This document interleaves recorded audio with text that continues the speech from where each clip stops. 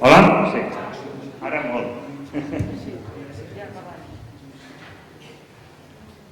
Bueno, ahora vamos a empezar la sesión de la tarde con la ponencia que hemos titulado Condicions, que son las condiciones que debe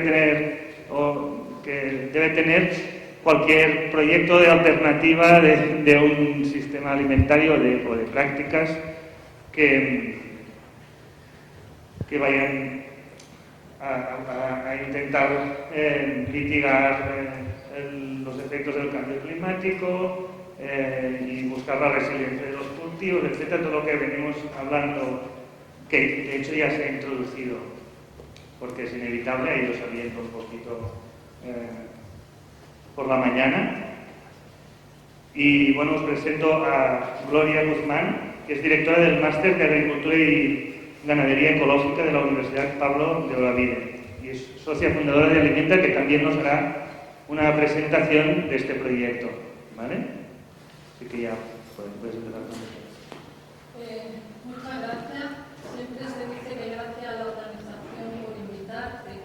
En este caso es cierto, pero además muy gracias a la organización porque ha sido súper puntillosa en organizarlo todo, en que no nos repitiéramos, en darnos unas pautas.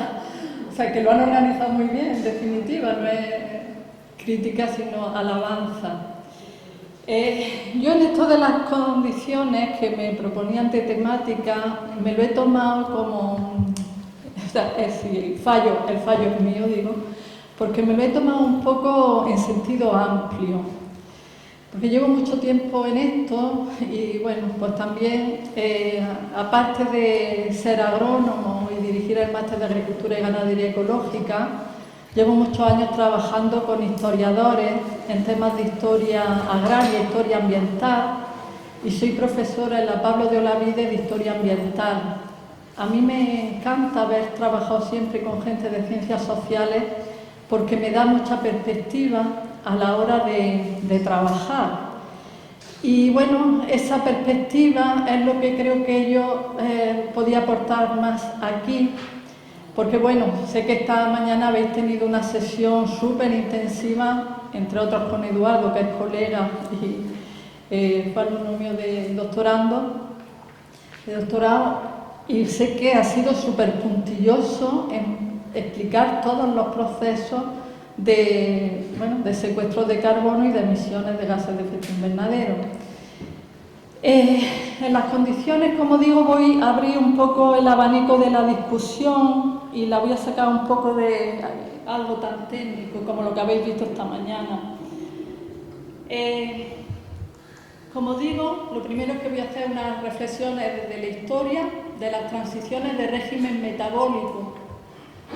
Las raíces del problema, un modelo de crecimiento agrario que conduce al colapso ambiental y social, después la transición ya hay hacia sistemas agroalimentarios locales de base agroecológica. Pienso que en este momento se ha abierto una ventana de oportunidad institucional que tenemos que aprovechar. Y después algo que me preocupa, de que es cómo incorporar a los agricultores y ganaderos al proceso de transición alimentaria. Con más razón, puesto que esto lo ha organizado la Unión de Países. Después, bueno, voy a poner ejemplos de cosas que estamos haciendo, como Trigolá Innova y Alimenta. Empiezo con las reflexiones desde la historia, las transiciones del régimen metabólico.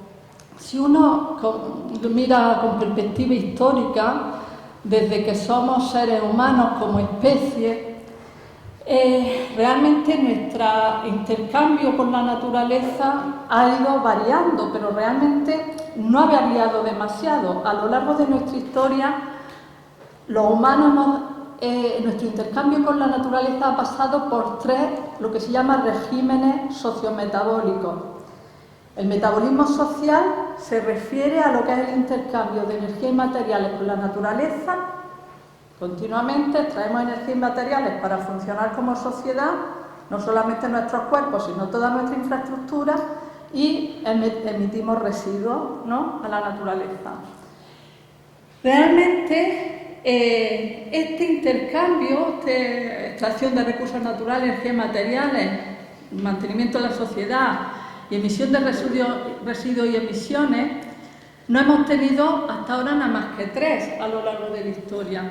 Tuvimos el metabolismo extractivo de los cazadores-recolectores con uso pasivo de la energía solar, estuvo la transición neolítica, pasamos a lo que se llama el metabolismo orgánico o agrario, de uso activo de la energía solar, que tuvo como contraparte ya problemas ambientales, como la deforestación, por ejemplo. Las sociedades agrarias en el metabolismo orgánico hicieron una deforestación a veces bastante fuerte, y crecimiento de la población, metabolismo. Después, la transición a los combustibles fósiles, la revolución industrial, pasamos al metabolismo industrial, a las sociedades industriales, ya con el uso de la energía fósil, con un fuerte impacto en los ciclos biogeoquímicos globales, como hablaba Eduardo esta mañana, del nitrógeno, el carbono, etc.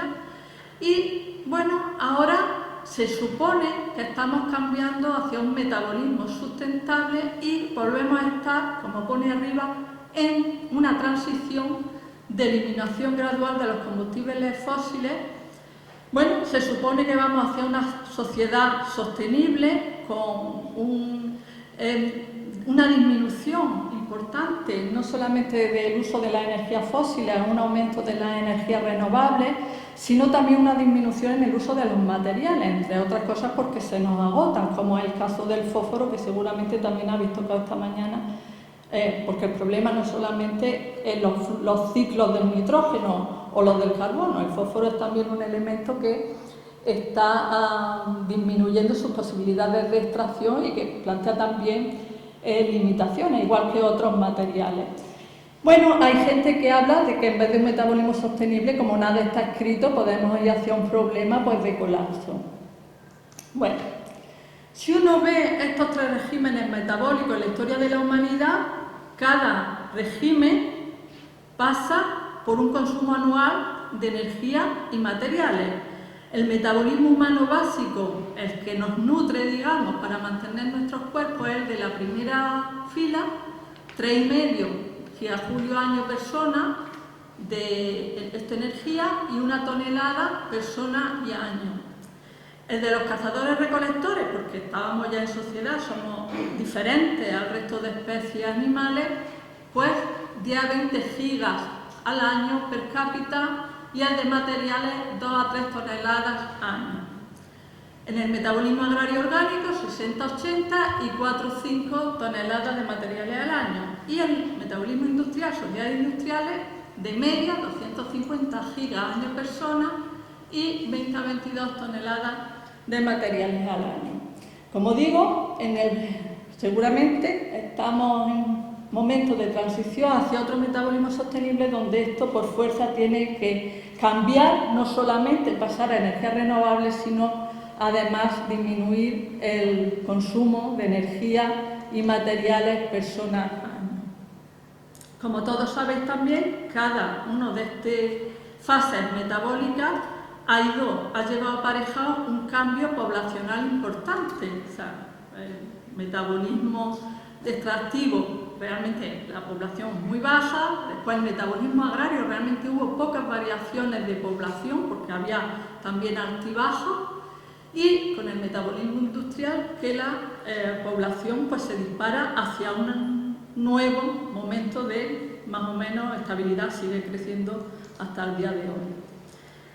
Bueno, todo eso seguro que lo sabéis, no sé si hay dato concreto de consumo per cápita, pero más o menos lo sabéis. A mí lo que me llama la atención es que hemos tenido 3 metabolismos, pero realmente en cada metabolismo ha habido muy diferentes tipos de sociedades.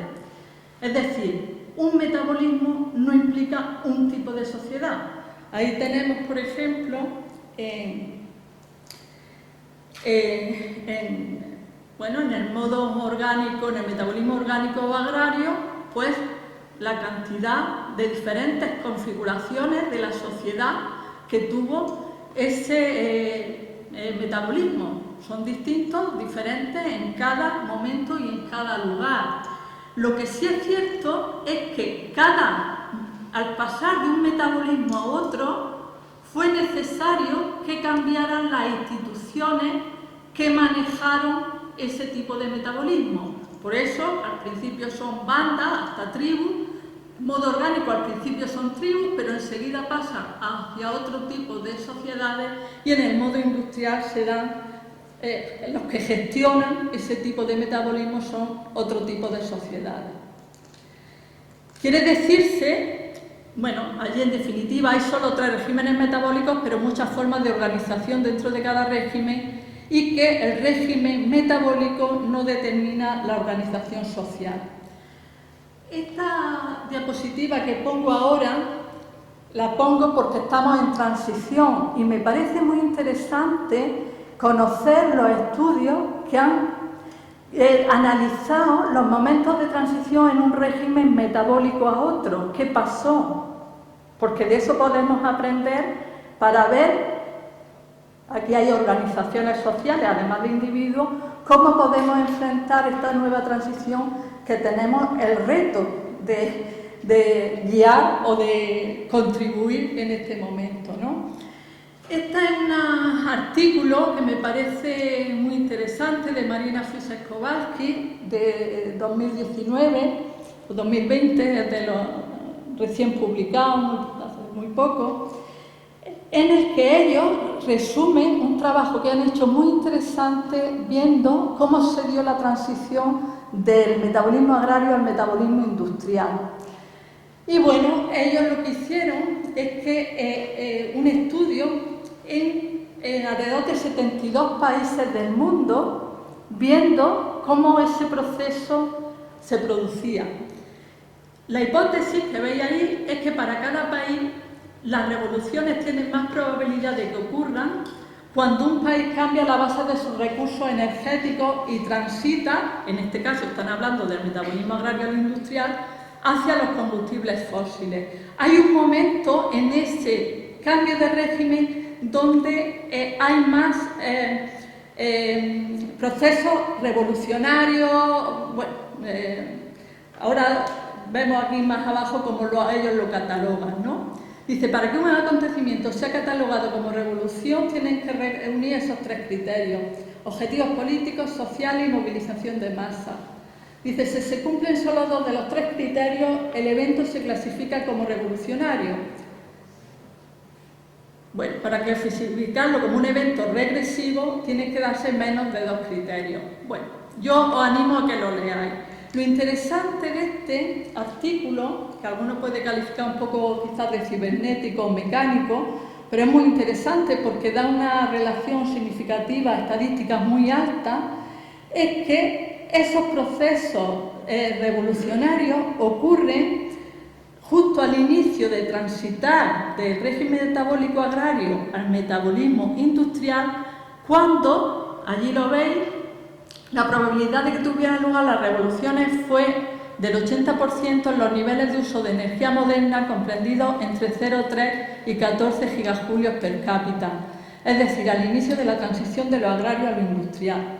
Obviamente, como no todos los países empiezan la transición hacia el metabolismo industrial en el mismo momento, ellos han trabajado en un plazo de siglos, porque cada país es distinto. La revolución industrial en Inglaterra es mucho antes que en otros países, con lo cual realmente lo han hecho hasta el momento actual, ¿no? Y se cumple que en ese momento de pico aparecen procesos revolucionarios y lo importante para mí es que es necesario cambiar las instituciones para gestionar el cambio. O sea, la gobernanza, las instituciones, las políticas, todo cambia cuando cambia el tipo de metabolismo. Y esa construcción de la nueva sociedad no está escrita, esto no es determinista ni es mecánico. Hay países que van hacia un lado y países que van hacia el otro y países incluso porque frente a esas revoluciones hay retrocesos y bueno, finalmente acaban en el metabolismo industrial, pero digamos echando para atrás, para adelante. O sea, el camino no está escrito, pero hasta ahora todos los cambios, los momentos de transición hacia otro metabolismo han llevado aparejado un cambio institucional profundo, un cambio de política, de organizaciones que lo regulan, que lo manejan, etc. Con esto, ¿qué quiero decir finalmente? Pues que, como conclusión, estamos en transición a otro régimen metabólico, esperemos que sustentable, que va a necesitar de nuevas instituciones y reglas de juego. Y el cambio no es solamente tecnológico. Y eso es algo que creo que en estos eventos, que además pues lo organizan asociaciones, este no es un evento meramente académico, sino que están pues, los payesos, está SEAE, por supuesto, pero hay otro tipo, académica, pero otro tipo de instituciones. Esto no es un tema académico, no es meramente un tema tecnológico, es un tema de social, absolutamente, de organización social, de cómo nos organizamos para que se lleve a cabo, porque la solución no está escrita. O sea, esa organización está por construir a muy diversas escalas y posiblemente no sean uniformes. La transición que pueda tener, por ejemplo, China hacia un metabolismo sustentable no tiene por qué ser la de la Unión Europea o no tiene que ser la de América Latina. Nosotros trabajamos mucho la transición agroecológica con América Latina y su planteamiento a veces son diferentes porque su sociedad es diferente, su composición es diferente. O la presencia, por ejemplo, del campesinado y del pueblo indígena es muy diferente, o sea que va a ser diferente. Y para mí, lo que tenemos que reflexionar muy bien es cómo hacemos la transición alimentaria justa en un marco de la Unión Europea. Transición alimentaria justa, ¿por qué? Porque la decisión de cómo secuestrar carbono, por una parte es técnica, como hemos visto esta mañana, pero ¿quién la va a hacer? O sea, esa es la pregunta, ¿cómo la va a hacer? ¿Cómo queda la agricultura familiar? ¿Cómo quedan los consumidores? ¿Cómo quedan las corporaciones? ¿Quién va a hacer ese cambio tecnológico que implica pasar a hacer esa transición alimentaria en la Unión Europea? Bueno, parto de ahí. Entro en el segundo punto, las raíces del problema, un modelo de crecimiento agrario que conduce al colapso ambiental y social.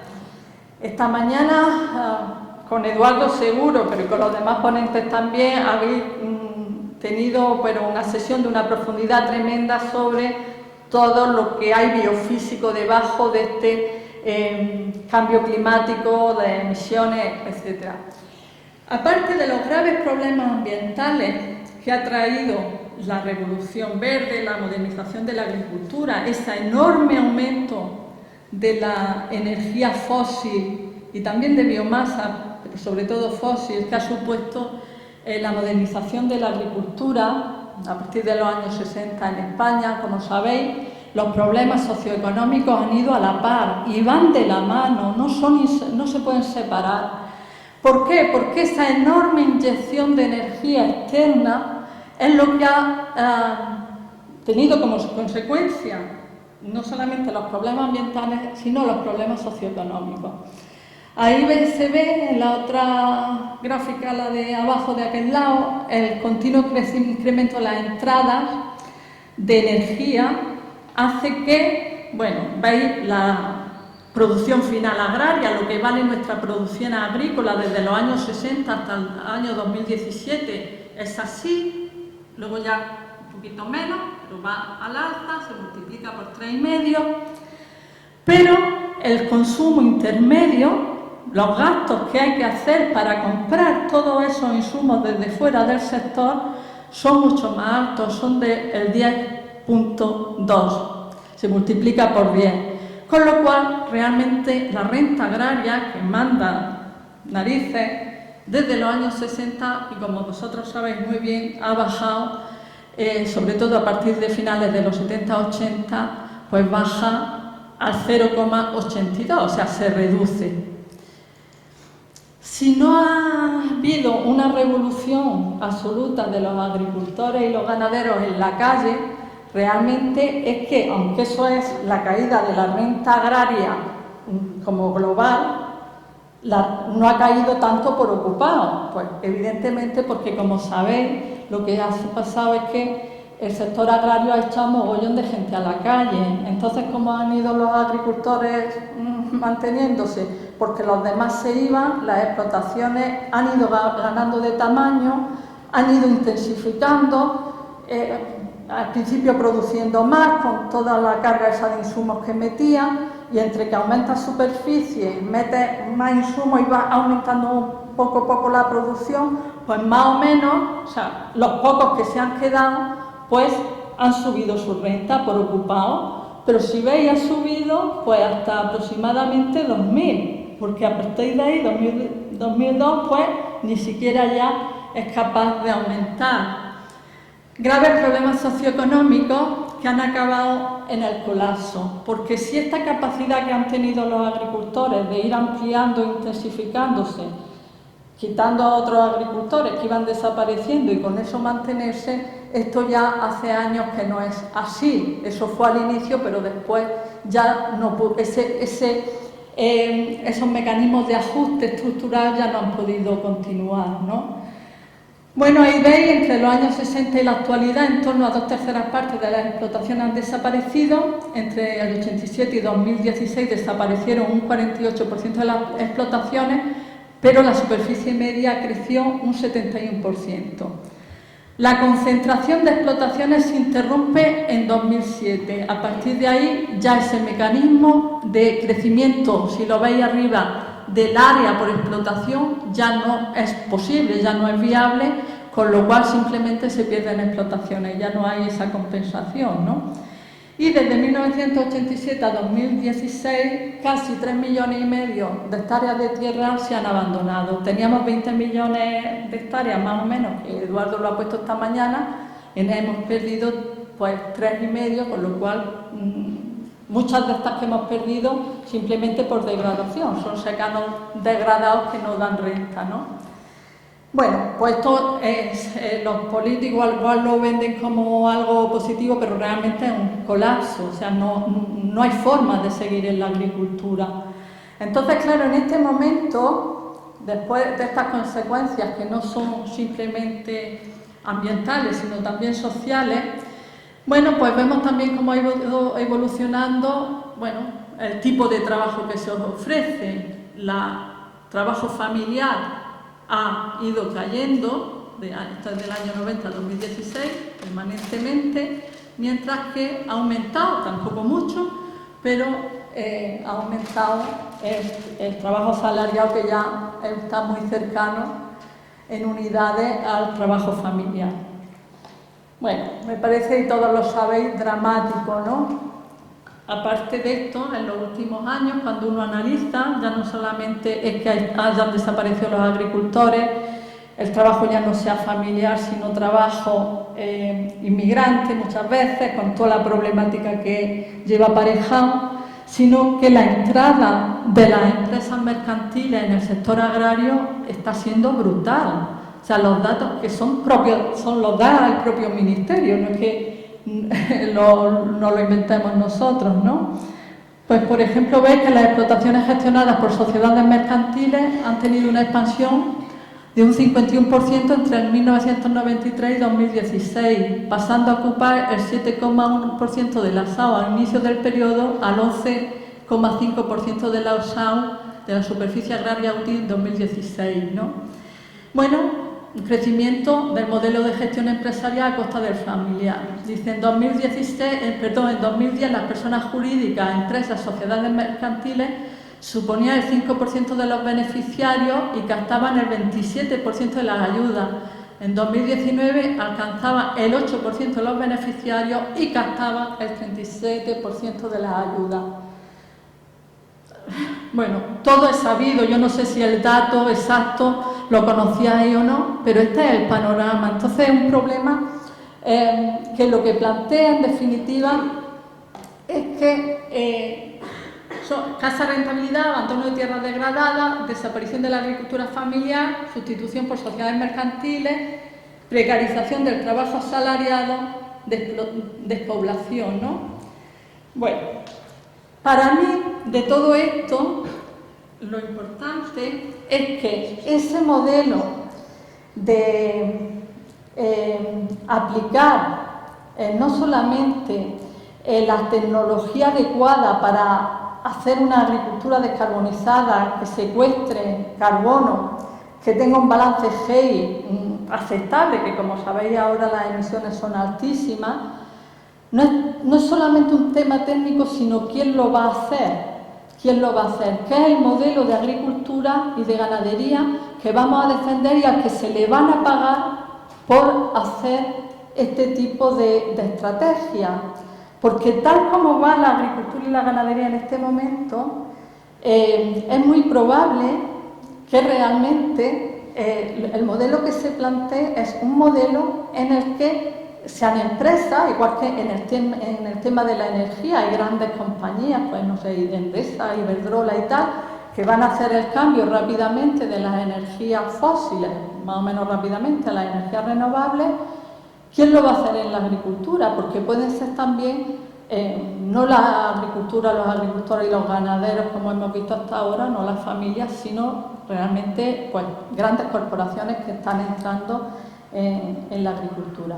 Y el tema es que muchas veces, incluso socialmente, parece que es más fácil a la gente entender que cuando se construyen los precios que se les van a pagar a un agricultor, casi que se regatea muchas veces al céntimo. No se entiende que a un agricultor familiar tenga que tener unos precios justos, no solamente porque nos produzca limones, patatas o zanahorias, sino porque nos está haciendo unos servicios que realmente están ahí de secuestro de carbono, porque hace unas buenas prácticas. Y parece que eso no lo vemos como aceptable, pero sí, todo el mundo parece entender que si lo hace una empresa, sí que es legítimo, porque, claro, nos está haciendo ese servicio y hay que pagárselo, ¿no? Entonces, ¿hacia dónde vamos? ¿Hacia dónde vamos? Porque tecnológicamente uno puede hacer las cosas bien, o por lo menos no hay nada, yo no he visto ningún estudio que diga que una gran empresa no puede manejar un olivar con cubierta vegetal, picar los restos de poda y coger la aceituna con máquinas que se nutran de energía renovable. Yo no sé si vosotros lo habéis visto, yo no he visto ninguno que diga que no lo pueden hacer grandes corporaciones.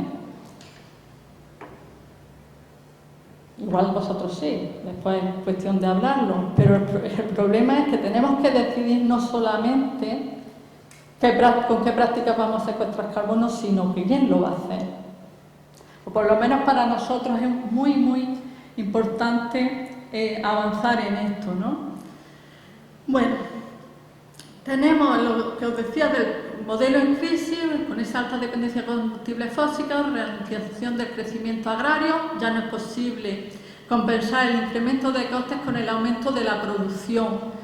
Esto yo no sé si lo tenemos tan grabado también en nuestra conciencia a la hora de trabajar. Estoy seguro que en esta sala sí, pero fuera de esta sala es muy probable que no. Y es que el aumento de la producción ya no está siendo posible. Estos son de 1996 a 2017. La ralentización del crecimiento agrario, esa imposibilidad que decía antes de que los agricultores compensen aumentando la producción, que es lo que pasaba antes, la pérdida de renta, ¿no? Te achuchaban, pues tú producías más, le sacaban un poquito más y ya está. Si uno ve la producción agrícola española en toneladas de materia fresca de 1996 a 2017, esa es los altibajos que tenemos, porque en el Mediterráneo tenemos altibajos y cada vez más, pero si veis, no sube. Antes subía, en los años de inicio de la modernización subía y ahora no sube. Y eso a pesar de que hemos aumentado la superficie de riego de forma considerable. Eduardo daría datos esta mañana. En los últimos 10 años hemos seguido subiendo la superficie regada. Se han sumado 421.000 hectáreas más de riego. No somos capaces de producir más porque tenemos, pues como sabéis, la base productiva, nuestros recursos naturales absolutamente degradados. Y si eso pasa y el regadío, el aumento de la superficie de regadío no es capaz de compensarlo, pues en los secanos lo que vamos es hacia abajo en la producción. Esa es la superficie en los secanos, por ejemplo, dedicado a la producción de trigo.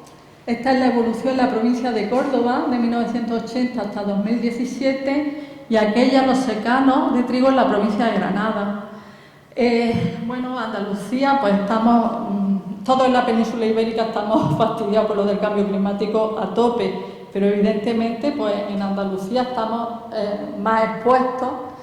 Córdoba es una de las provincias de producción de cereal, de producción de trigo más exitosas en su historia, por eso ahí está, por ejemplo, el Pastargallo y este tipo de empresas, porque es una zona cerealícola pues muy potente y la producción ahí pues está bajando, ¿no?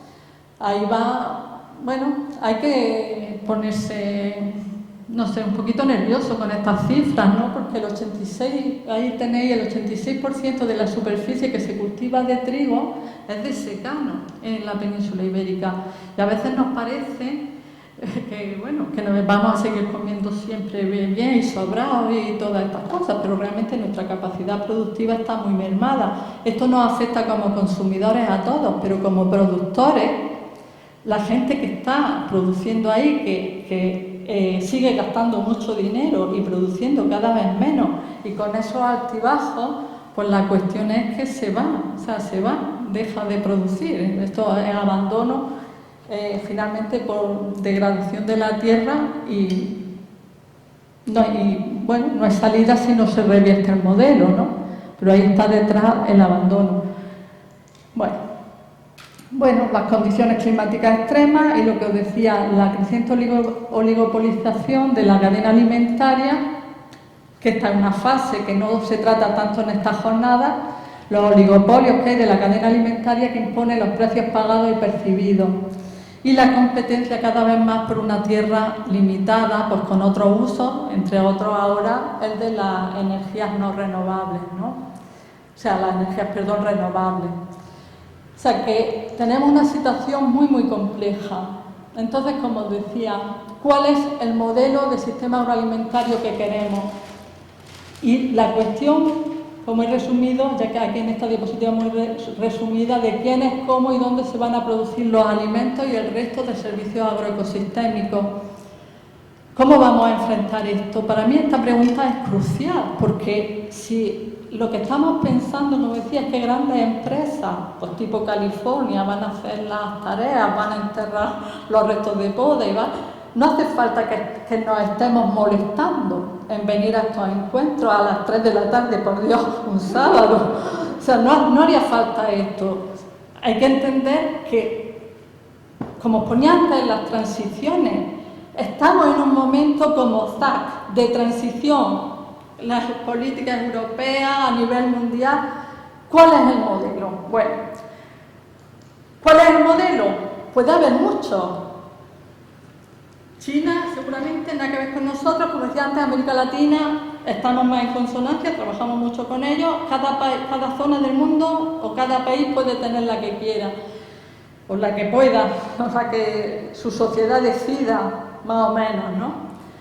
¿Cuál es el nuestro? Pues nosotros dentro de ese abanico, si por algo estamos luchando, es por la transición hacia sistemas agroalimentarios locales de base agroecológica. No decimos que es el único modelo, decimos que es el nuestro, el que creemos que enfrenta los problemas ambientales y los problemas sociales en un todo, el que garantiza una transición justa para el productor y para el consumidor.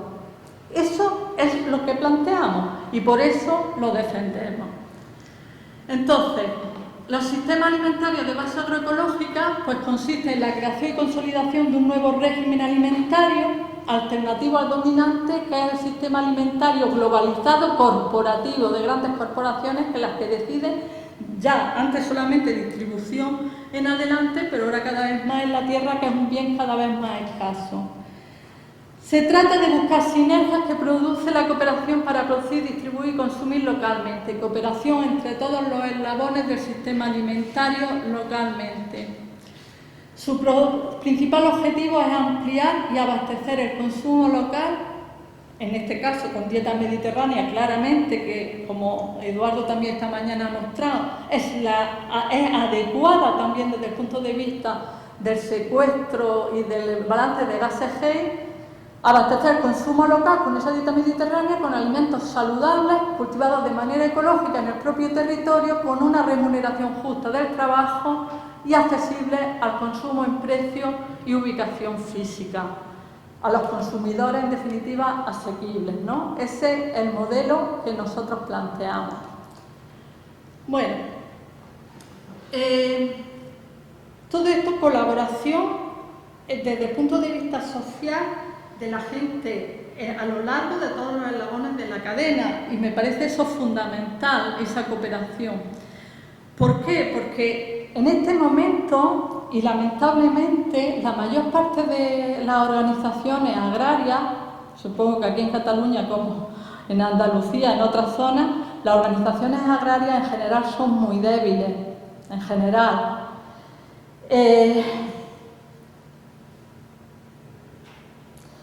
Aparte, y me perdonáis los de payesos, con todo mi corazón, muchas veces muy despistados en esa transición alimentaria, porque muchas veces están luchando por mantener un modelo que ha sido muy dañoso, o sea, los que lo han sufrido han sido principalmente ellos, tanto su salud, su finca, su economía, La única forma de transitar hacia este modelo es que haya, digamos, un acuerdo de lo rural, de los agricultores con la población consumidora, con la población que mayoritariamente es urbana.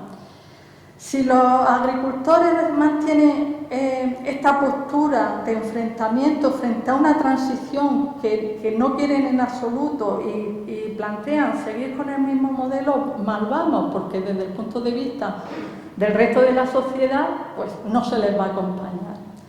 Lo que tampoco puede hacer, y esto es una crítica a lo mejor a las organizaciones agrarias, con todo mi cariño, también le tengo que criticar desde el punto de vista del consumo, porque muchas veces los consumidores no entendemos para nada los problemas que tienen los productores, ni cuáles son sus expectativas, ni cuál es su mala situación. Yo tengo la suerte de, nosotros tenemos tierra y somos también productores ecológicos, con lo cual lo puedo ver de alguna manera desde la investigación, lo puedo ver desde la producción y lo puedo ver también porque estamos en organizaciones de consumidores, en todo este mundo de los sistemas agroalimentarios locales de base agroecológica. Entonces hay que hacer un esfuerzo, entiendo, desde las dos partes de comprensión, de ponerse en los zapatos del otro, ¿no?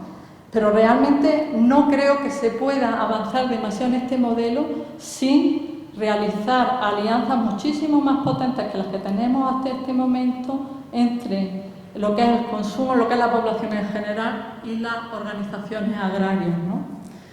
Bueno, nosotros, ¿qué estamos haciendo?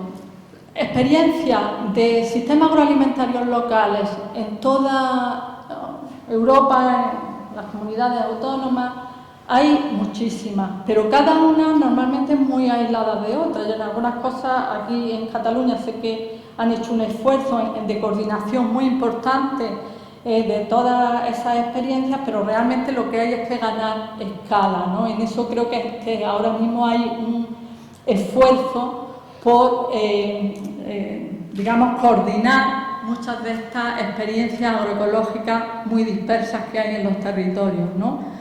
Para tener un impacto más significativo en el conjunto del consumo agroalimentario, mejorar la renta a los agricultores, generar empleo local, un desarrollo local más autocentrado, vinculado al territorio, ¿no? Como decía, en ese hacia arriba, agua abajo, de todos los eslabones de la cadena agroalimentaria, ¿no? Basado en un distrito, en la cooperación y no en la competencia, de economías de escala y de ámbito. Yo trabajo en muchos los sistemas agroalimentarios locales de base agroecológica en Andalucía, y una de las cosas que cuando tratamos de ampliar la escala es más difícil es superar entre las mismas experiencias agroecológicas de consumo local, superar las barreras entre unos y otras, los recelos y pensar en el bien común antes que en el bien de cada una de las experiencias. O sea, el verte como competidor y no verte como aliado es uno de los retos más grandes que tenemos en este momento para avanzar en esta, digamos, construcción muchísimo más potente de los sistemas agroalimentarios locales, de lo que se llama el escalamiento, que le dicen en la literatura, ¿no? Porque hay una idea muy grande de la competencia y muy poca de la cooperación. Bueno, superar esto de los productos de calidad para competir en los mercados globales, lo que han sido normalmente las marcas de calidad, esta idea de las indicaciones geográficas protegidas y todo esto, y que sean redes horizontales de autonomía alimentaria en el territorio, independientes de un mercado globalizado. No lo estoy dando por supuesto, pero esta construcción de los sistemas agroalimentarios locales, en la medida que se produce de forma ecológica, se utiliza materia orgánica, se composta, hay mucho menos embalaje en todo este movimiento de mercancía y hay menos pérdidas, menos desperdicio, contribuye a evitar las emisiones G, y eso lo estoy dando por supuesto que todos lo sabemos. Si luego queréis hablar o cuestionar el modelo desde ese punto de vista, me lo decís, pero eso lo estoy dando por supuesto que es para avanzar en ese camino, ¿no? Bueno, una de las cosas que estamos viendo en las investigaciones que estamos haciendo es también la relación de los sistemas agroalimentarios locales de base agroecológica con el tema de la dieta. Eduardo ha planteado muy claramente esta mañana los problemas del consumo de carne. No toda la carne es lo mismo. Veía al final de su presentación, que me la he estudiado para no repetir lo que él decía, como me han indicado desde la organización. Evidentemente, él ha explicado muy claramente que hay que reducir el consumo de carne y que en su caso ese consumo de carne que se puede hacer es de animales que pastorean, que están aprovechando esos recursos de pastos, residuos de cultivo, piensos más o menos locales y en fin.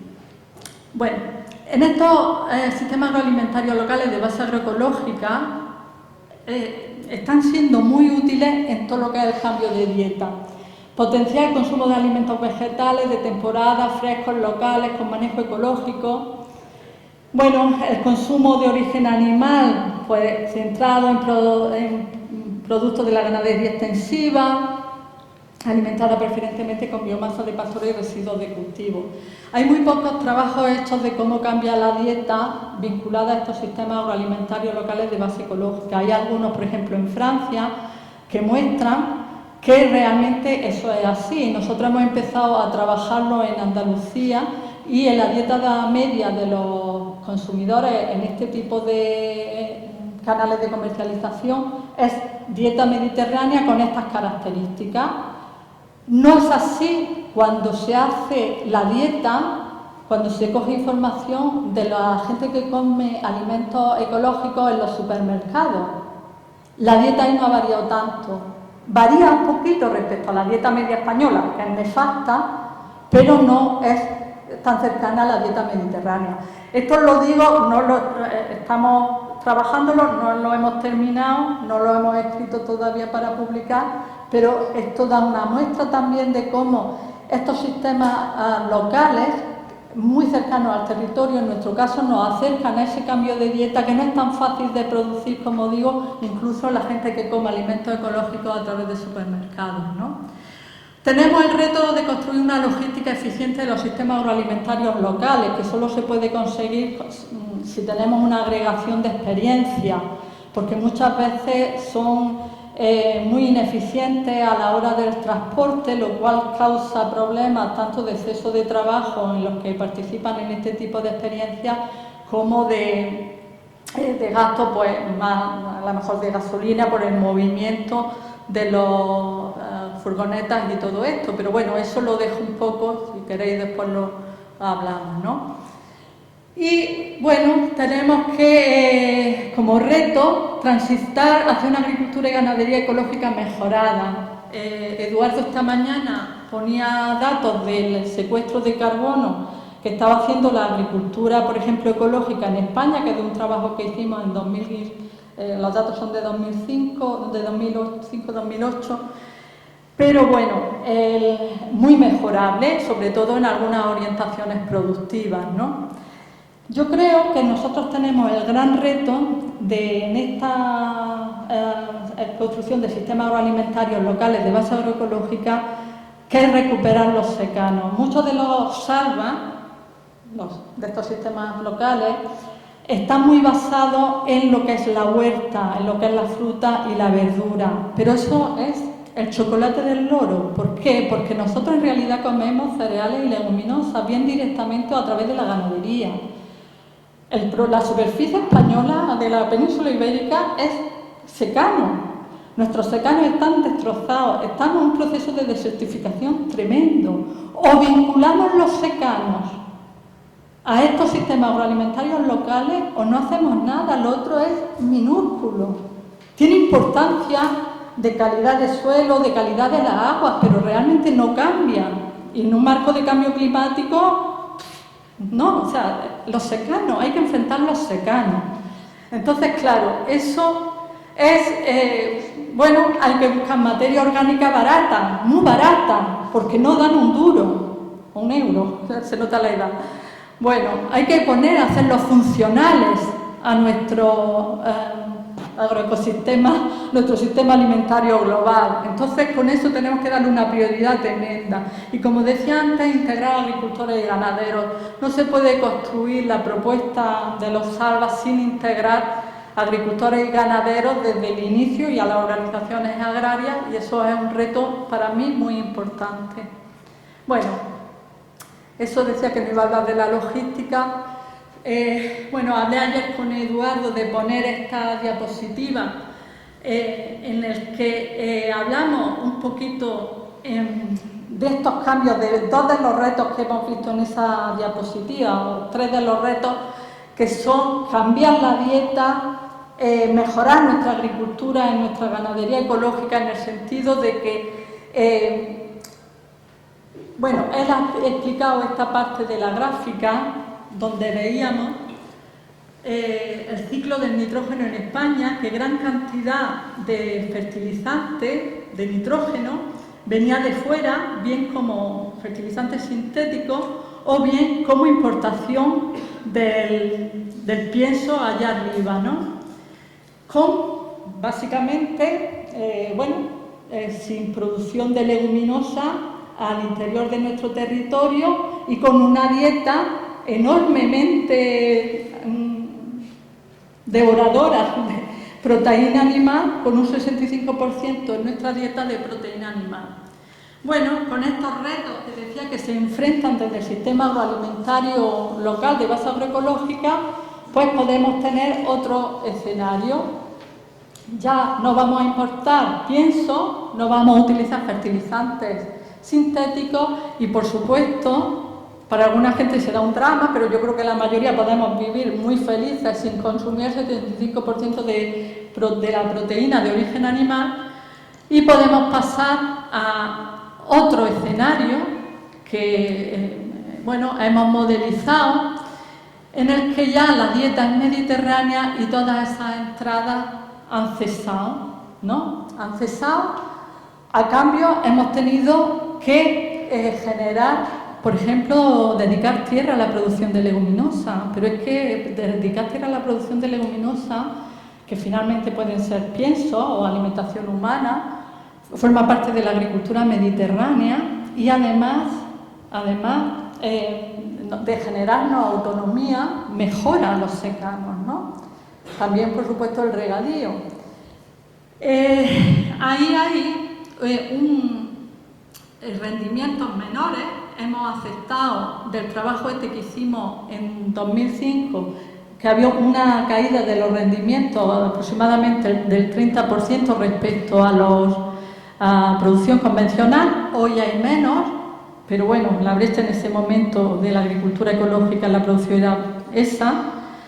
Y bueno, la dieta mediterránea con un 35% ya de proteína animal, pero con mucha más compostaje al final, si veis, retención en el sistema del nitrógeno, de tal manera que además no dañamos, no hay emisiones tan importantes al agua, al hidrosistema, que aquí era una descarga de 114 y allí baja a 25, ¿no? Bueno, a este le hemos llamado el Organic Plus. Le podríamos haber llamado el modelo agroecológico y tiene mucho que ver con ese modelo que deseamos dentro de los sistemas agroalimentarios locales de base agroecológica. Bueno, ahí veis la asunción de los escenarios: convencional, tal como estamos; el ecológico, tal como es o era en ese momento. Ya digo que, por sin insumos químicos, rendimiento. En ese momento las entrevistas daban una caída del 30% de rendimiento, ahora es menos. El resto como la dieta no ha cambiado, los productos se importan. Es el que hemos llamado ecológico puro, tal como está ahora, ¿no? Pienso ecológico, ese sí con la misma productividad que en convencional, y los piensos restantes se importan. Dieta actual y desperdicio actual. Ese sería el ecológico, que no es de salva. Ese sería el ecológico que es a través de supermercados, digamos, porque no hay nada, no hay cambio en la dieta, no hay nada especial, ¿no? Y aquel, el ecológico Organic Plus, más dentro de este modelo de los salva, pues ya hay sin insumos químicos. Ahí hemos mantenido los mismos rendimientos que en el ecológico, eso lo mantuvimos.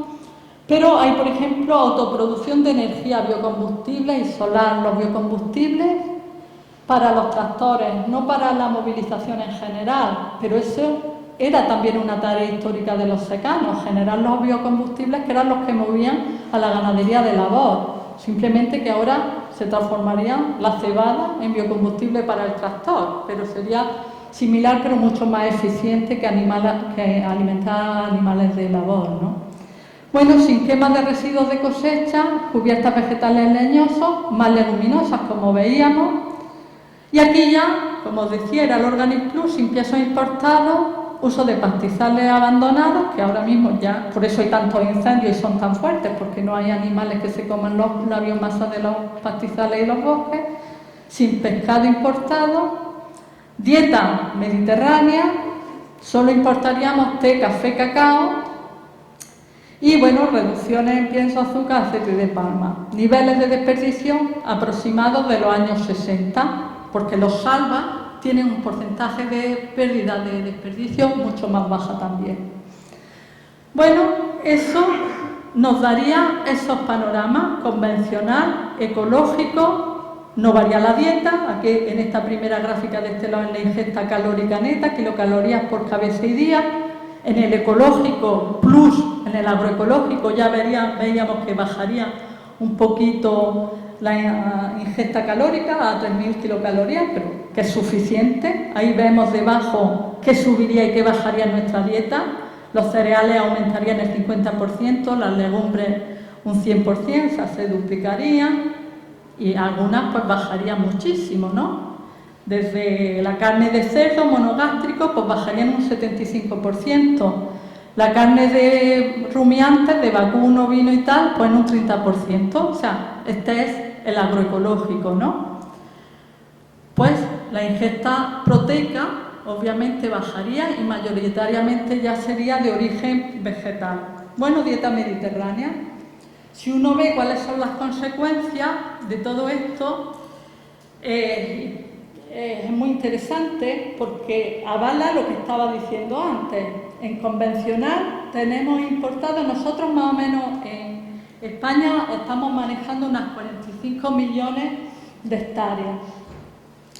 Y tenemos en este momento en convencional, como sabéis, ha dicho Eduardo esta mañana, pues otra serie de hectáreas en el exterior de importación de biomasa para nuestra alimentación.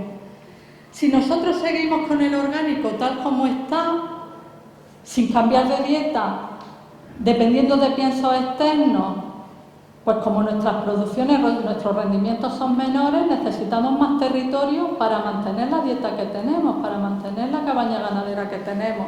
Entonces, mucho territorio. Si nos vamos al Organic Plus, donde ya esa dependencia, hemos dicho antes que se reducía a una serie de productos que no podemos producir aquí, pues ese uso de territorio por encima de lo que es nuestro, esas importaciones, se reduce muchísimo y liberamos territorio para otros países pues, que realmente tienen más necesidad de esos alimentos que nosotros. Esto en uso de energía renovable tiene esas consecuencias. Como ha expuesto Eduardo esta mañana, en el orgánico es más eficiente desde el punto de vista energético y eso lo hemos trabajado, nuestro grupo lo ha trabajado bastante. Hay una reducción de la energía no renovable incluso cuando es orgánico tal como está ahora, pero si nos vamos al agroecológico, la reducción en la energía fósil es del 76% y las emisiones, fijaros en el modelo, cuando no cambiamos de dieta, en el orgánico, cuando no cambiamos de dieta y tenemos que importar más de fuera, o sea, es inviable. Un orgánico, tal como está en este momento, con bajo rendimiento, pero sin cambiar de dieta y trayéndolo de otros lados, cuando hagamos las cuentas nacionales estaremos muy contentos, porque diremos, uy, pues parece que nuestras emisiones son mejores, pero claro, porque las externalizamos todas. Y eso no es. O sea, eso es un autoengaño que no nos lleva a ningún sitio. Solamente en ese modelo de Organic Plus, de cambio de dieta, que va muy unido a siembra de leguminosas, todo esto es el que nos reduce de forma eficaz y andamos muy cerca de que el secuestro que haya compense las emisiones. Bueno, lo que os decía, si veíamos la huella de carbono per cápita en el orgánico tal como está, nos íbamos incluso por encima del convencional, pero de emisiones en otros países, frente al orgánico plus.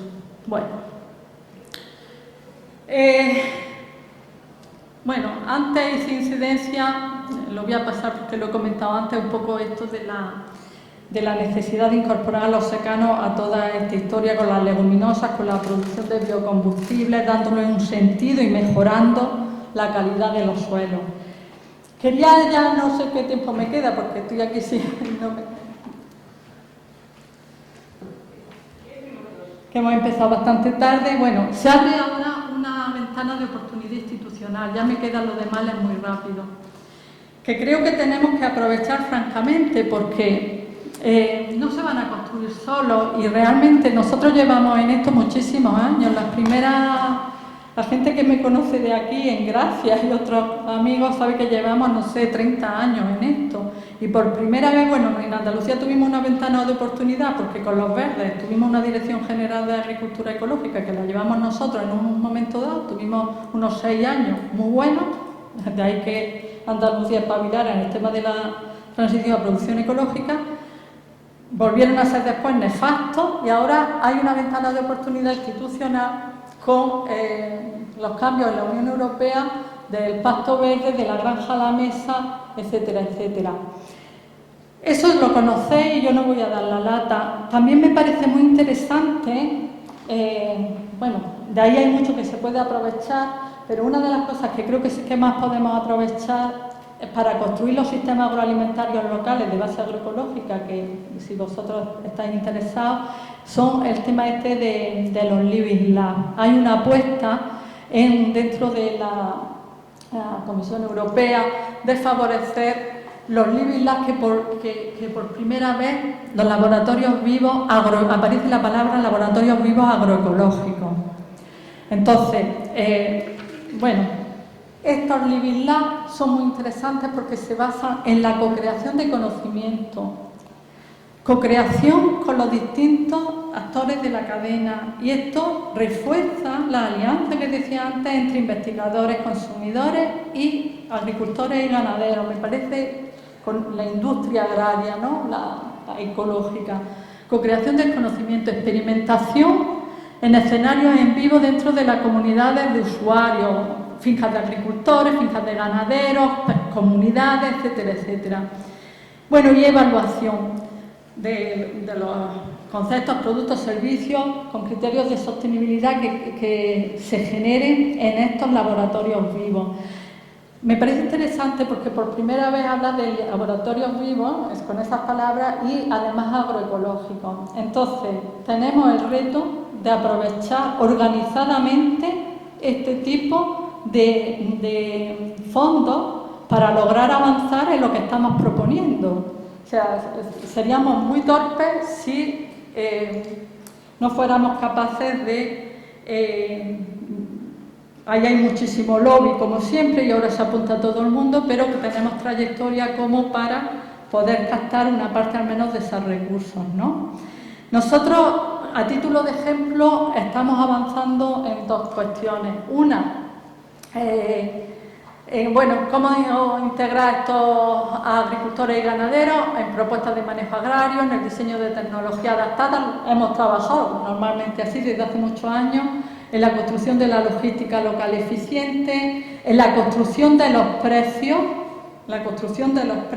que vayan más allá que el pago mero a la producción, que como veíamos no satisfacía, digamos, daba renta a los agricultores y ganaderos, y en el diseño de políticas públicas que les afecten. Un ejemplo de laboratorio vivo que estamos trabajando en este sentido es el Trigolab Innova del cereal. Para los secanos, aquí lo unimos todo, estamos trabajando para generar materia orgánica muy barata para mejorar los secanos que están muy bajos de materia orgánica, con variedades tradicionales de Andalucía. Hemos trabajado con agricultores en sus fincas. Hemos visto que estas variedades tradicionales producen, en el contexto del secano, con el cambio climático, producen igual que las variedades modernas, incluso más que las medias provinciales están produciendo en algunos casos, pero son capaces de dejar mucho más residuos de raíz y de tallo, vendiendo lo mismo. O sea, produce el mismo grano, deja mucho más residuos, es súper barata esa materia orgánica, secuestramos carbono, mejoramos el suelo, mejoramos la capacidad de almacenar agua. Hemos calculado también el secuestro de carbono que se haría, bueno, la emisión de gases de efecto invernadero, por supuesto las variedades tradicionales en rotación con leguminosa con manejo orgánico, las emisiones son bajísimas, muy alejadas del convencional con variedades modernas. Bueno, hemos generado a raíz de estos trabajos en fincas de agricultores toda una red en donde desde la participan empresas desde la producción de las semillas, desde la multiplicación de las semillas a la producción de grano, la transformación de harina, la transformación de sémola hasta la fabricación de pasta, pan y la venta en canales cortos. Un living lab que estábamos hablando antes, sería como de libro. Están todos los actores, están la red de agricultores Ecovalia, que es una red muy potente de agricultores y ganaderos de agricultura de producción ecológica, la universidad, centros de investigación, para poner en marcha dentro del concepto de Salva, bueno, a título de ejemplo y enfocado en los secanos. Y otro ejemplo que quería comentaros de lo que estamos haciendo, que es más a nivel nacional, es poner en marcha Alimenta, que es una asociación de investigadores donde pretendemos ser un grupo de investigadores que generemos información de alto valor académico, pero también capaces de coproducir conocimiento con el resto de agentes sociales de cara a guiar esta transición agroecológica hacia los Salva a nivel nacional. Llevamos como 3 años y medio trabajando con apoyo de la Fundación Daniel y Nina Carazo y bueno, ahí hemos incluido investigadores de muchísimas disciplinas, ciencias naturales, ciencias sociales, historiadores, expertos en política y bueno, de lo que vosotros las jornadas que habéis dicho, atmósfera y tierra, también el mar. O sea, el resto, el mar también, el océano forma parte de ese entramado. También investigadores de la pesca y de los sistemas marinos, porque cuando se dice no coma usted carne y pásese usted pescado, bueno, el mar está como para comer pescado, o sea, está hecho polvo, es una sopa caliente de plástico, ¿no?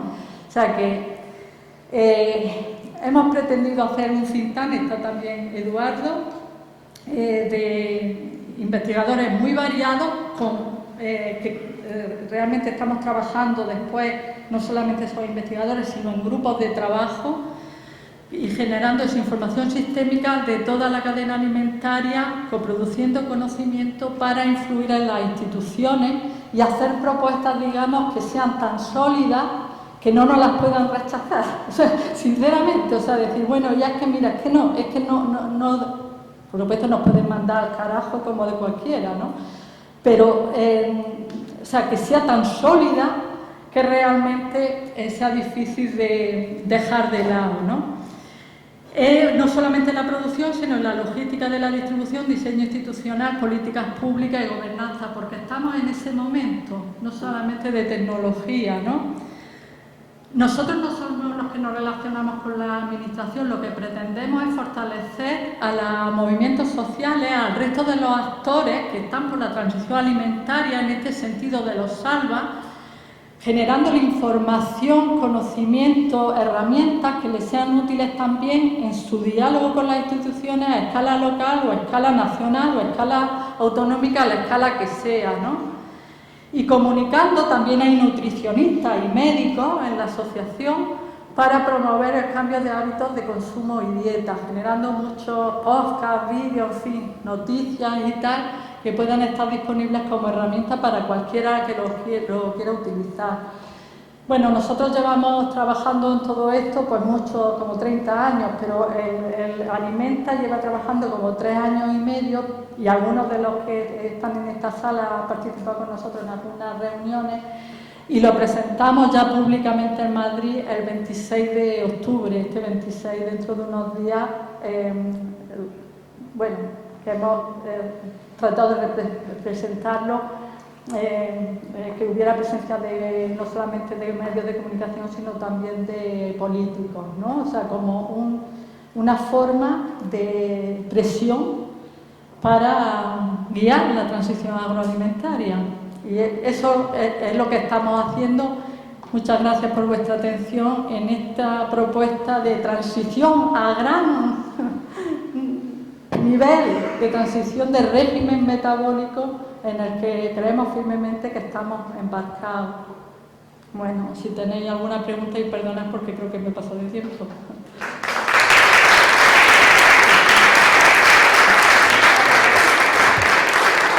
prácticamente no hemos empezado tarde, o sea que ya está. Si hay alguna pregunta,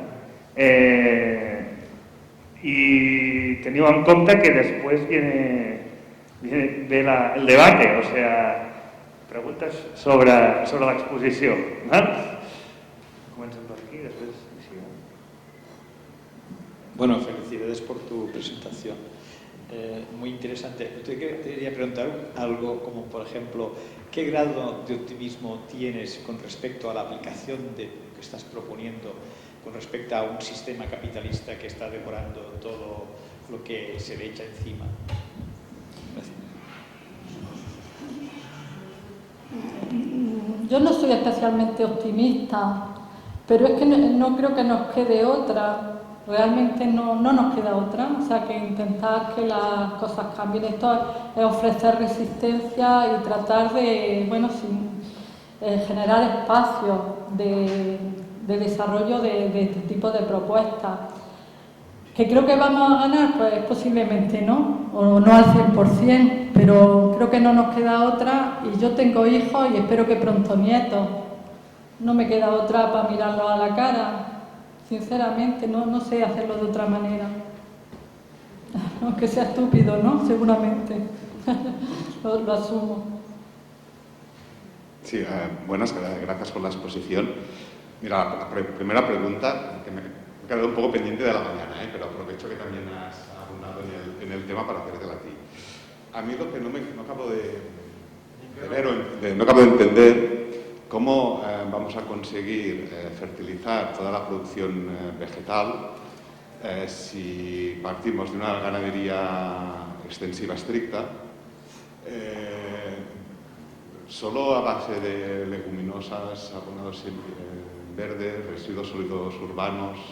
¿Hay suficiente potencial para mantener el potencial productivo de los vegetales? O sea, verdaderamente, sin ganadería intensiva o semi-extensiva, se puede fertilizar todas las necesidades de los vegetales. Esa sería la pregunta. Y solo después aprovechar una pequeña opinión personal de una cosa que has comentado respecto a las organizaciones agrarias. Yo solo su debilidad, ¿no?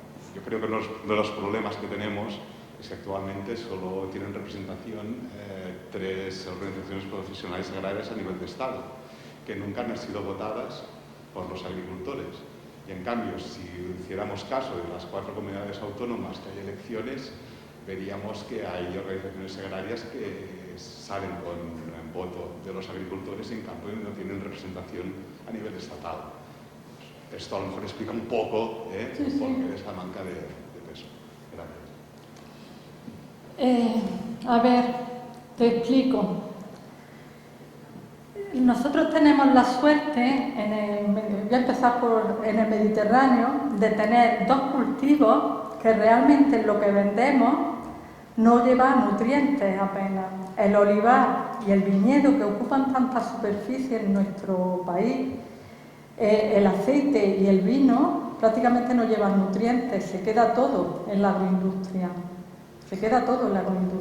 Esto es una suerte porque no hay muchos cultivos que tengan esta ventaja, y eso ha sido siempre una ventaja del Mediterráneo.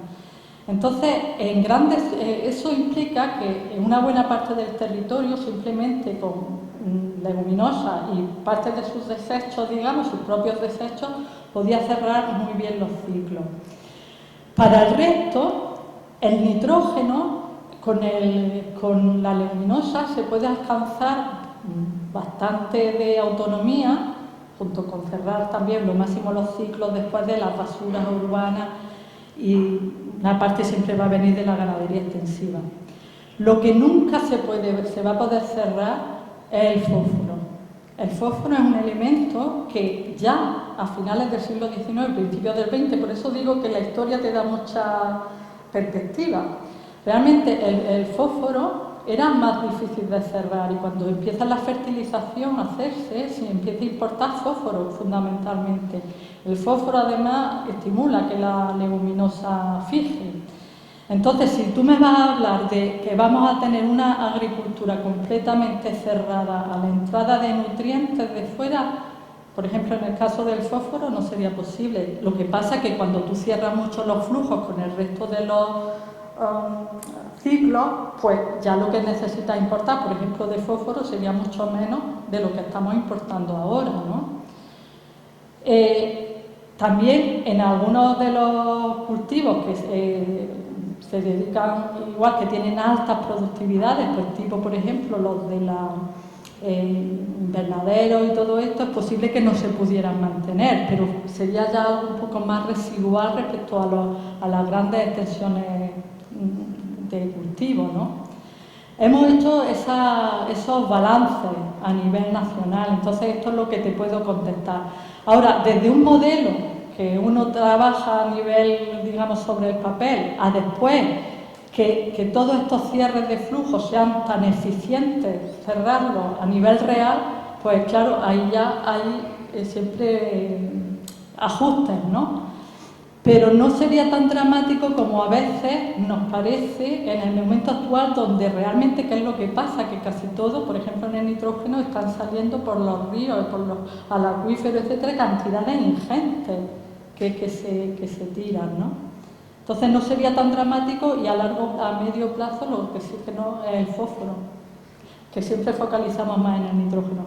De todas maneras, también a la expectativa de la gente que está trabajando, porque también aquí hay una parte de innovación en la investigación, porque hay gente que está pues, trabajando, no sé, pues, en bacterias fijadoras de nitrógeno, que sean más eficientes, etcétera. Ahí hay una parte que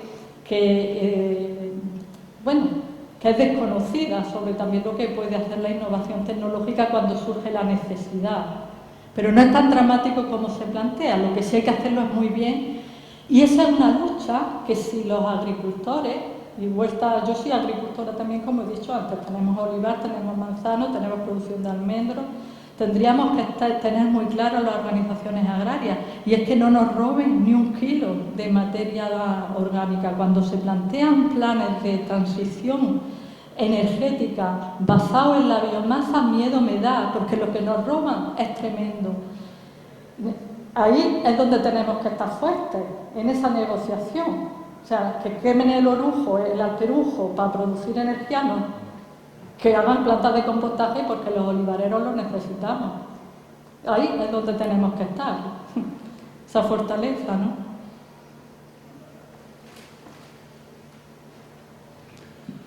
Sí.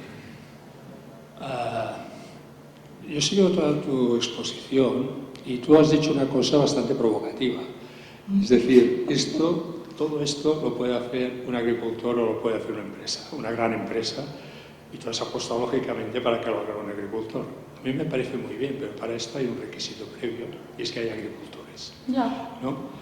Yo, como tú has dicho que querías entrar y te gustaba entrar al campo de las ciencias sociales, pues he pensado que aquí faltaba un elemento sociológico importante, y es qué está pasando porque la gente se va, no solamente por temas estrictamente económicos. Nosotros ahora vamos a presentar un estudio en el ICEA de que se ve que después de todas las crisis, por ejemplo la crisis de 2008, ahora de la pandemia, ha habido una crisis económica, un bajón de actividad, pero después ha habido una recuperación. Esta recuperación se ha dado en los sectores industriales, pero no en los sectores agrarios. Se han recuperado, pero mucho menos de lo que perdieron. Es decir, hay una brecha campo-ciudad que se abre y que se va abriendo cada vez más. Y después, cuando viene la recuperación, los grandes agentes privados y públicos reajustan básicamente en paso a las zonas rurales. Los bancos han cerrado todas sus oficinas, las consejerías de sanidad cierran sus centros sanitarios, etcétera, etcétera. Lo cual quiere decir que un agricultor puede ser que tenga una agricultura ecológica muy bonita, que gane dinero, pero no tiene condiciones sociales para vivir, con lo cual se va. Con lo cual, quien ocupa el sitio son las grandes empresas o el terreno queda desocupado. Yo quería hacer, no sé, esta visión, a ver si la compartes o la puedes ampliar. Yo creo que lo interesante es que nosotros nos estamos planteando cómo se generan los precios, ¿no? A mí personalmente no me agrada mucho, para que los agricultores y los ganaderos sigan siendo viables, el tema estricto del pago por servicios ambientales, que es lo que se postula desde una manera pues más canónica desde la economía convencional, ¿no? El pago por los servicios ambientales implica que la sociedad le tiene que dar un valor a eso, si no lo valora pues no te lo paga o lo puede valorar mucho más bajo que realmente el trabajo que existe. Nosotros lo que estamos proponiendo con los agricultores y los ganaderos es que los precios no impliquen solamente los costes productivos, sino los costes reproductivos. Esto es algo que viene de la economía ecológica, o sea, que hay un cambio de paradigma total. Los costes productivos son los que estamos habituados y que todo el mundo entiende que hay que pagar, que si el tractor vale tanto hay que pagarlo, que si el combustible vale tanto hay que pagarlo, o si compro un fertilizante hay que pagarlo.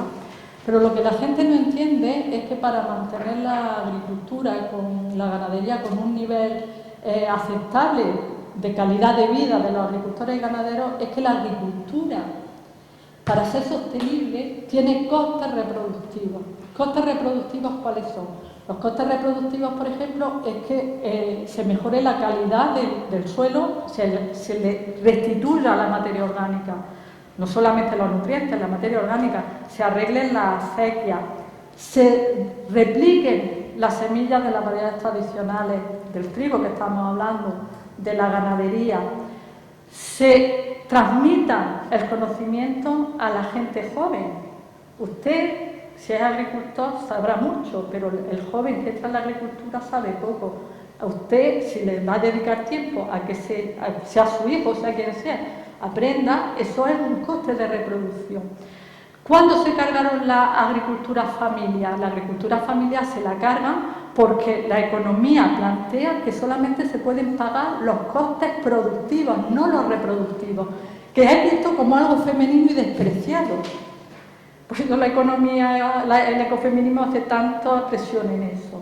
Entonces, los servicios ambientales se le pueden pagar a una empresa, tal como por eso lo tiene la economía convencional, lo ve así. Los costes reproductivos de comunidad, de la comunidad rural, no los da una empresa, no los puede hacer una empresa esos costes reproductivos porque no reproduce la comunidad.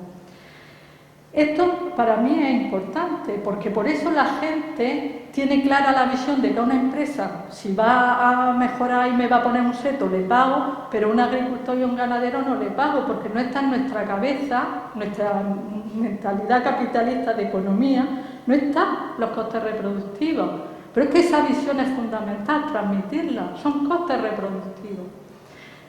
Esta idea la puedes trabajar, obviamente, y transmitir, pues los Salvas lo estamos haciendo y en foros como estos, pero hay que modificar esa visión del medio rural, ¿no? Esos costes reproductivos, que va en la línea de lo que tú me estabas un poco hablando, ¿no? De que se puedan mantener las comunidades mucho más amplio que eso, ¿no?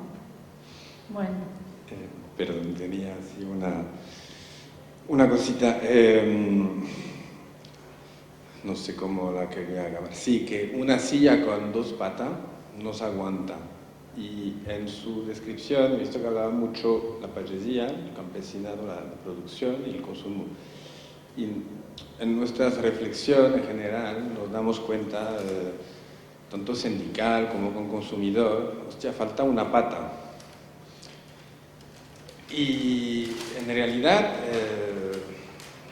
esta transición que deseamos de modelo más resiliente, justo y todo eso, quizás no necesita tecnología nueva, que habría que debatir sí, pero sí que necesita conocimiento. Y en teoría en nuestra sociedad el conocimiento lo trae pues, la universidad pública, es un lugar interesante de tener esto. Y vemos, bueno, sabemos la crisis, los acuerdos, los presupuestos, y vemos como un actor que sería para mí el trípode que aguante una cosa, que está en su crisis, en sus problemas. Como los sindicatos agrarios tienen sus problemas, bueno, con una capa caída de la población payesa, yo estoy ahí militando a la Unión de Payés y veo el panorama y estamos lo que estamos, pero es un lugar con vida aún. Y extrañamos la vida universitaria. ¿Qué pasa aquí? ¿Y por qué dice esto? Digo esto, porque ahora yo estoy haciendo experimentos y cambiando la manera de producir, y a base de experimentos de otros compañeros payés de aquí, de otro lugar y así. Y quizás vuestros modelos están falsos y podrían quizás ser mucho más ambiciosos. Es decir, que aquí en los modelos sobre el nitrógeno, cada vez enfocados sobre el nitrógeno, quizás hay toda una parte que es invisible para el conocimiento universitario actualmente, porque hay una revolución agronómica, un cambio de paradigma agronómico que está pasando, que en realidad son la investigación que va detrás de payesos que están haciendo cosas en escala mundial y dicen, hostia, claro, y yo me pongo, yo soy técnico agrónoma de formación y me cogieron una bufetada. Y quizás, o sea, no entiendo el plan de cómo vamos a hacer para cambiar esta relación y que trabajamos a tres patas, igual a igual, y no una información que nos viene y nos dice lo que hay que hacer con los errores que pueden venir. Los fijadores libres que transforman el carbono en nitrógeno parece que es quizás la cosa más importante, por ejemplo en pasturas que crecen sin abono y producen y fijan nitrógeno. El nitrógeno viene del aire y no hay leguminosas. Y viene, no siempre. Un natural de 10 años ya ha desaparecido la alfalfa y sigue creciendo y sacando sus toneladas de materia seca. Y entonces, claro, la ciencia es esto que nos permite entender lo que no entendemos, y nosotros los payesos nos ven el producto, nos dicen que es así que se hace y que no se puede salir de esto, y además tenemos otros problemas de oligopolio y cosas así, y además el conocimiento está en vía de privatización o de acegamiento y así, y es realmente un tema. No sé cómo lo contemplas en su transición. Mira, nosotros, creo que tenemos la gran suerte de que aquí básicamente la mayor parte de las universidades son públicas, que ya es un adelanto respecto a otros sitios. Pero lo que yo estaba exponiendo de Alimenta y la forma de trabajar de antiguo, pero ahora todavía más con Alimenta, es ese enfoque de coproducción de conocimiento. Y lo que he puesto de Trigolab Innova, que le hemos puesto ese nombre ahí medio en inglés porque después va a presentarlo en convocatoria, todos los actores opinan, todos los actores buscan, como hay que adaptar las variedades tradicionales, son ellos los que están generando ese conocimiento de cómo hacerlo, de cómo manejarla, hasta el panadero que hace la masa y el pan. O sea, tratamos de coproducir el conocimiento. Si bien es cierto, y en eso te doy la razón, de que en la universidad per se eso es complicado, pero esta oportunidad, por eso digo de aprovechar esta oportunidad de los laboratorios vivos, porque abren una brecha en esa forma tan estanca que tiene la universidad de generar conocimiento.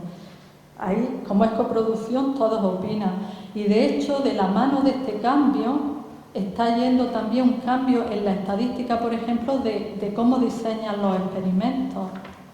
Mucho más, implicando mucho más las fincas de los agricultores, con muchísimas menos repeticiones, pero muchos más agricultores opinando. Y también, con innovación a través de las tablets y todo esto para transferir más fácilmente el conocimiento. O sea que en eso está habiendo avances. Y en agroecología, en ese aspecto, donde más, en América Latina. Ahí la coproducción del conocimiento con las comunidades campesinas está siendo súper creativa. Aquí tenemos nuestras restricciones más institucionales, pero estamos avanzando también en eso, en ese aspecto, incluso en la estadística, porque hace falta un cambio de estadística para hacer, desde el punto de vista del investigador, que tiene sus reglas, también le facilite trabajar con agricultores. Todo eso está en cambio, estamos en un momento de transición en muchas cosas, también en la investigación. Lo que no nos podemos, igual que le echan los deberes a los de la Unión de Payesos de defender la materia orgánica, también a los investigadores. O sea, tenemos que defender la universidad pública, y no solamente pública porque el dinero sea público, sino que al final las propuestas de qué se investiga, qué no y con quién, sea mucho más democrático de lo que hay en este momento, ¿no? Por eso digo que tenemos que fajarnos y conseguir también los fondos que van a venir digamos que mucho más adaptado a nosotros, ahí tenemos que dar la batalla, o sea, a ver qué conseguimos. Perdona, si no me callo. Bueno, muchas gracias a todos.